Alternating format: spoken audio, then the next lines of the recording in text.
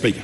Well, I'm right. I feel like I'm the last speaker on this bill, and sometimes you're that person, you're the last speaker to function before everyone goes to have a beer. Well, that's kind of where we're at the moment. But I'd like to start with this. The previous speaker, the Honourable Phil Twyford, he was, focused on what it would be like in the National Caucus. Well, I've got a question. I wonder what it was like in the Labour caucus when they were in power. Let's go back and this concept of putting a bill forward, which actually says this bill came up for discussion.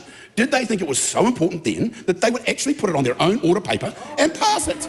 Oh, hold on. What happened? Nothing. Crickets. No noise. So I just wonder, I find it a little bit hypocritical that suddenly they're all in behind this bill when they had the opportunity in 6 long years of destroying the New Zealand economy. They didn't have enough time and priority to actually put this on the order paper. And that was what was missing. So I take these crocodile tears with a rather large grain of salt. I'll just put that right out there right now. But then, good salt, very good salt from the Bay of the Blenheim. Great, they make great salt there. Very good. Good to hear from you. Welcome to the House. Great to have you here. Look, now God, I'm getting a lot of commentary here. Everyone's very excited about this bill. But now, look, I think, I think it's important, actually. I would like to acknowledge that getting a member's bill drawn is quite an achievement. I think we have to acknowledge that. And I would like to acknowledge the original mover of the bill, Abraham O'Meara. Congratulations. And also then to Camilla Balich, who has followed this bill through to this point, where you've obviously managed to convince one of our coalition partners to support the bill. And well done to you. But I'd also like to just acknowledge the other members of the great select committee that we all sat on. It's all been blown up recently because we've got new members coming and going. I've lost count of who. I'm not quite sure who's on it anymore, actually. So I'd just like to acknowledge our great chair, Katie Nimmin, who's did a great job, and her husband wasn't here at the House earlier tonight, Jeremy. Good to have him here. I'll acknowledge the deputy chair, Carl Bates, who did a great job. Also Mike Butterick, who was part of that committee for a while. Great to have you here. And then there's Parmjeet Parmar. But then we go to the other side of the House. We're going, look, thank you for the advice. I really appreciate it. Thank you. And then there's all the other members from the other side of the House. The Honourable Phil Twyford, Camilla herself, Dan Tonetti and Ricardo, who was here earlier. Ricardo Mendes March. So fantastic. Look, I think it's important.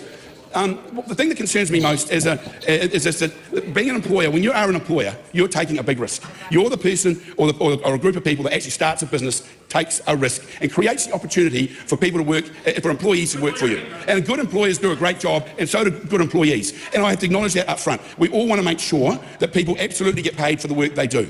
But when that doesn't happen, for whatever reason, then there is already a process that takes care of that. There's a civil process that can actually take care of that, right? Through the Employment Relations Act currently, and the Minimum Wage Act, and the Wages Protection Act. They all provide that opportunity, right? But then think about it as an employer, when you're doing your best, and suddenly out of nowhere, something happens, and next minute you get a knock on the door, and the police are turning up, and you are being questioned about whether you've done your payroll properly or not. And that is a big stress and worry as an employer. But running a business is not an easy thing. It's not an easy thing. And I think it's really important people remember that and acknowledge that. Right, I think it's very, very important to keep that in mind. And I'm thinking, and as someone, when you think about the employers who get out there and create businesses and do things and create economic wealth in our country and take those risks, I'm thinking about all those great employers who, in the not too distant future, are going to come up to the great area of Northland, and they're going to build a big highway called the Northern Expressway. They're going to build this expressway, and there are going to be lots of different employers and subcontractors who employ people. And the stress, and that this is really important. We need to actually open up the economy of Northland, and so that these are the people that are going to drive the bulldozer. They're going to be the employers who own the bulldozers and the graders that do the work. And they've got this, and this is a tough enough job as it is, without actually having to worry about have a police knock on the door and call out for a criminal offence. I think that is really, really concerning. These are the people that are going to build the roads. These are the people that are going to drill the tunnels that are going to take us through the Dome Valley, all the way up to the Great Electorate of Northland. And so I just think it's really important we remember all that. I'm getting great advice. The thing is here, I think it's really important. The irony of the Honourable Phil Twyford making a lot of noise at the moment is that he was the one that cancelled our road that the employers could not work on. I haven't forgotten that, the Honourable Phil Twyford. The employers never had the chance, so therefore you took that away from us. And you took that away from all the businesses in the north, right? You missed that opportunity, you see. So I really think, absolutely. So the roads of national significance are back. The employers of national significance are back, which is great news, right? Great news. But I would like to acknowledge, actually, this bill was improved a bit with New Zealand First's contribution. At least really put a focus in on the word intent. That is the one good thing that did come out of this whole process, and I have to acknowledge that from there. But the thing is, there's been lots of bills and so forth passed, rules created with good intent.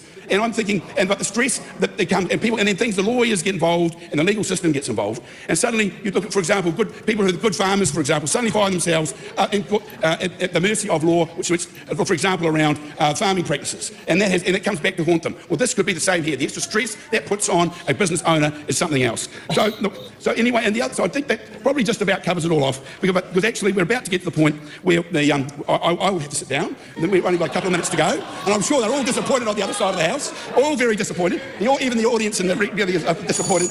Oh, there's the bell, got 2 minutes to go. But look, in all seriousness, congratulations, Camilla Balich. I mean, the opportunity to actually get a bill through the House is a really good... No, I'm not going to cross the floor. That's not a very good suggestion. But thank you. But look, I really commend you for bringing this to the House. We National has made its case as to why it does not support this bill, and we do not commend the bill to the House. Thank you. Oh wow. Okay. Yeah. What lines could become T-shirt designs that we could send to Northland? I'm going to have to go over the transcript because there was a lot of stuff in there. But I shout out to everyone that works on Grant's Farms. I hope you're getting paid. And National does such a great job that New Zealand First went woke and decided to support the bill. So I got a couple of comments to say. When you are an employee, you're also taking a big risk, especially if you're a migrant worker or a low-income Kiwi worker that relies on getting paid. So you can cover the cost of rent or the cost of fuel, so you can get to work and not have your money cut, right? But I just want people to notice how Grant went straight to defending employers, the bad ones that deliberately withhold the wages, rather than defending the employees that are getting shafted. Yeah. It's like defend the bad guy. Defend the bad guy. Yeah. I mean, put it this way: would he defend a rapist in the way he defends bad employers? I don't know, but why didn't he say, "Oh, this bill could hurt workers"? Okay, now you've got an interesting argument. Show that. But no, all of the National Party's arguments so far has gone towards defending bad employers who treat their workers like shit.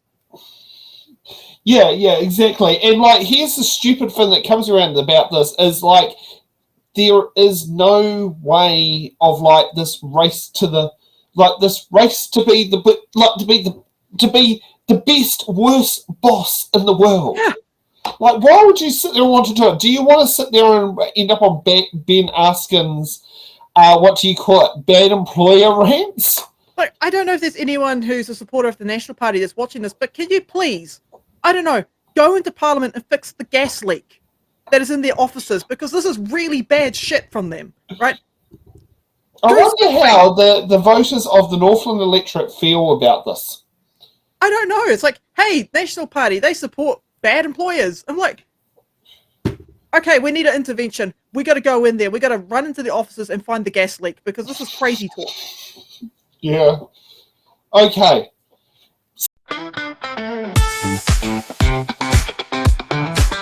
Thanks for watching. Make sure you're subscribed to our Facebook.